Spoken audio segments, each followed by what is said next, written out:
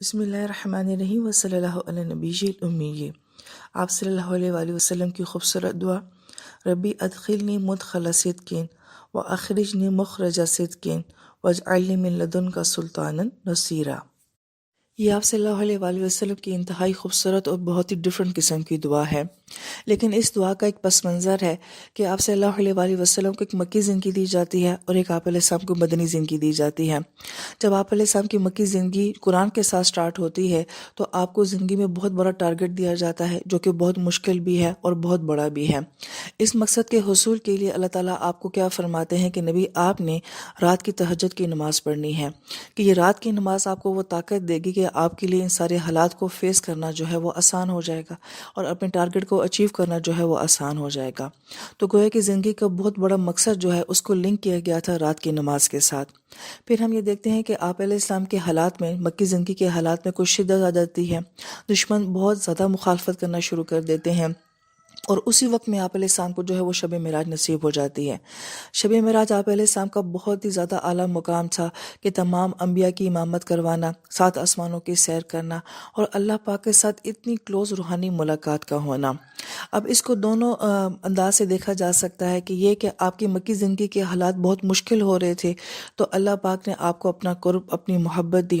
کیونکہ اس کے ذریعے آپ کو جو روحانی پاور ملی تھی تو آپ کے لیے پھر مکہ کے حالات کو فیس کرنا جو تھا وہ آسان ہو جاتا۔ اور یہ بھی کہا جا سکتا ہے کہ چونکہ آپ کی مکہ کی زندگی جو ہے وہ بہت ٹف ہوتی جا رہی تھی تو اللہ پاک نے آپ کو یہ اسپرچل مقام دیا اور یہ امامت دی اور اپنا اتنے کلوز کیا تاکہ آپ کے لیے ان تمام حالات کو فیس کرنا جو ہے وہ آسان ہو جائے۔ مگر شب معراج کے ساتھ جو سب سے بڑی نعمت نصیب ہوئی تھی وہ نمازوں کی تھی، کہ اب جب آپ کے حالات بہت مشکل ہوتے جا رہے ہیں تو یہ 5 نمازوں کی پاور اور طاقت جو ہے وہ آپ علیہ السلام کو دی جا رہی ہے۔ اب اس دعا کا جو تعلق ہے وہ نبی علیہ السلام کی مدنی زندگی کے سٹارٹ کے ساتھ ہے۔ اب آپ علیہ السلام کو جو ہے مینٹلی طور پہ تیار کیا جا رہا ہے کہ اب آپ نے مدینہ شریف جانا ہے، آپ نے مکہ شریف کو چھوڑنا ہے، ہجرت کرنی ہے، اور اس کے لیے بھی آپ علیہ السلام کو کیا کہا جا رہا ہے، کیونکہ اب آپ کی جگہ بھی تبدیل ہو جائے گی، ماحول بھی تبدیل ہو جائے گا، آپ کا دشمن بالکل ڈفرینٹ طرح کا مدینہ میں ہے، وہ بہت زیادہ شاطر اور چلاک دشمن ہے، لہٰذا آپ کی زندگی میں ایک ٹوٹل چینج آ رہا ہے ہر طرح سے۔ تو اس کی تیاری کے لیے اللہ پاک آپ کو کیا فرما رہے ہیں، پھر کہہ رہے ہیں کہ اقیم الصلاۃ لدلوک الشمس الی غسق اللیل، کہ نبی آپ نے صبح کے وقت میں بھی نماز کا اہتمام کرنا ہے، رات کے وقت میں بھی نماز کا اہتمام کرنا ہے، اور قرآن الفجر، اور پھر فجر کے قرآن کا کہا گیا کہ فجر کے قرآن میں فرشتے حاضر ہوتے ہیں۔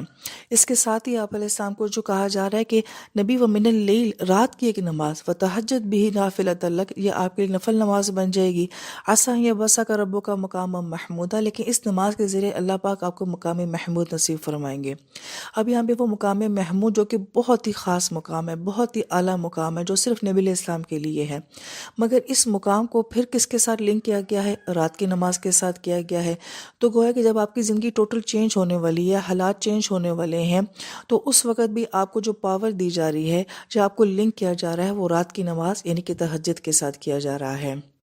لہٰذا یہ ہمارے دین کا، یہ اس قرآن کا جو فلسفہ ہے کہ اس کو سمجھنا چاہیے کہ کس چیز کو کس چیز کے ساتھ جو ہے وہ لنک کیا جاتا ہے۔ لہٰذا نبی علیہ السلام کی زندگی جوں آگے بڑھ رہی ہے اور جوں آپ کی ظاہری زندگی میں اور آپ کی اسپرچل زندگی میں جو ہے تبدیلیاں آتی جاتی ہیں، تو اس تبدیلی کے وقت میں اللہ پاک آپ کو کیا حکم دیتے ہیں، کس عبادت کے ساتھ جوڑتے ہیں، یہ بہت اہم بات ہوتی ہے۔